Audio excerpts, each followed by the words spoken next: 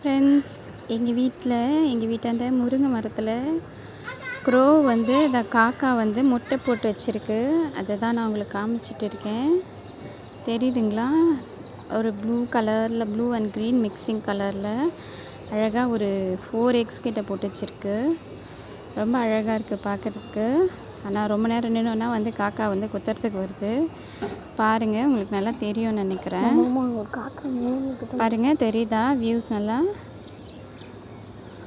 அந்த முருங்கை மரத்தில் தான் அது கட்டி வச்சுருக்குது கூடு. பாருங்கள், அழகாக இருக்குது. இதை ஃபர்ஸ்ட் டைம் நாங்கள் பார்க்குறோம்.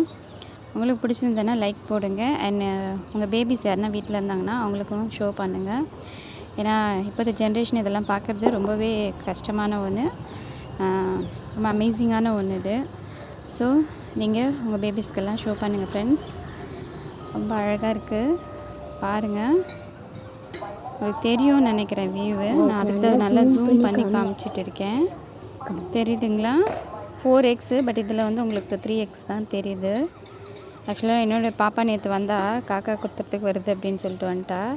அதை இன்றைக்கி நான் வந்து எடுத்துகிட்டு இருக்கேன். எப்போ வரும்னு தெரியாது. ஸோ ஃப்ரெண்ட்ஸ், பார்த்து என்ஜாய் பண்ணுங்கள். உங்களுக்கும் இந்த எக்ஸ்பீரியன்ஸ் இருந்ததுன்னா எங்களுக்கு கீழே ஷேர் பண்ணுங்கள். Thank you friends.